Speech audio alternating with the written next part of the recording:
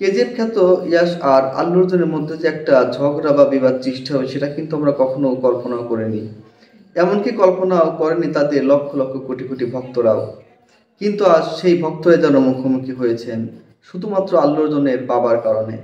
আল্লু অর্জুনের বাবা যে কথাগুলো বলেছেন সেটা দর্শক হিসেবে সত্যি মেনে নেওয়া সম্ভব নয়, আর সে দর্শকরা যদি হয় কেজিএফ খ্যাত ইয়াসের।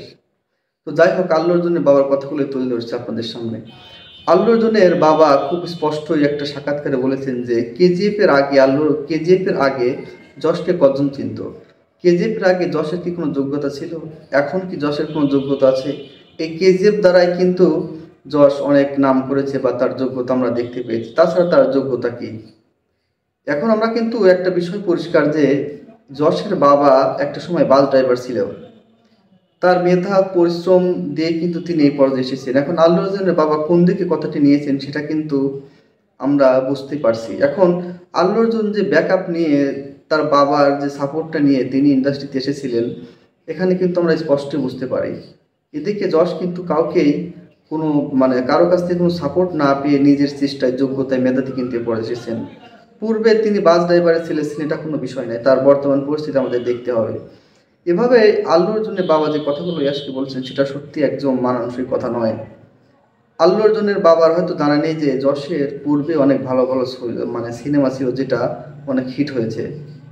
হয়তো সব সিনেমা হিট হয় না বা এরকম নাম হয় না, কিন্তু প্রত্যেকটা অ্যাক্টর বা অ্যাক্ট্রেস বলি তাদের আহ, এক একটা কর্মকাণ্ড হঠাৎ করে যেন ভাইরাল হয়ে যায় এবং সবার কাছে পরিচিত অর্জন হয় শুধুমাত্র সেই একটা মুভির কারণেই। আর যশও হয়েছে কিন্তু তাই। এদিকে আল্লু অর্জুনের ক্ষেত্রে এমনই হয়েছিল। তিনিও তো শুরুতে এসে খুব ভালোভাবে কিছু করতে পারেননি। দেখা যায় ভালো ভালো ডিরেক্টর সঙ্গে কাজ করতে করতে তিনি এ পর্যায়ে এসেছেন। তবে আল্লু অর্জুন ব্যক্তি হিসেবে কিন্তু ভালো, যশও কিন্তু ভালো। কিন্তু তাদের মধ্যে একটা সুন্দর একটা সম্পর্ক কিন্তু আমরা লক্ষ্য করেছিলাম। কিন্তু বর্তমানে গড়িবালি দিয়েছে আল্লু অর্জুনের বাবা। তো ভক্তদের এখানেই একটা আক্ষেপ যে কেন আল্লু অর্জুনের বাবা, যে আল্লু অর্জুনের মতো সুপারস্টারের বাবা কেন তিনি এই কথাটি বললেন।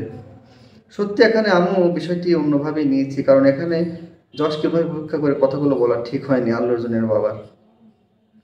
তবে আশা করছি যে কোনো একটি ইন্টারভিউতে যদি আল্লু অর্জুনের বাবা বুঝতে পারে যে তাকে নিয়ে সমালোচনা করা হচ্ছে, তার ছেলেকে নিয়ে সমালোচনা করা হচ্ছে এইসব বিষয়কে কেন্দ্র করে, হয়তো তিনি তার কথাটি উইথড্র করে নিতে পারেন যে তিনি এভাবে বুঝিয়েছেন।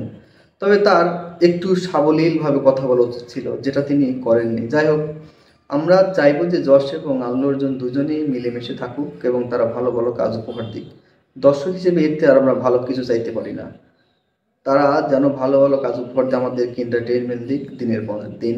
তারাও ভালো থাকুক, দর্শকদেরকে ভালো লাগুক এবং নিজের মধ্যে একটা ভালো সম্পর্ক তৈরি করুক। ধন্যবাদ সবাইকে।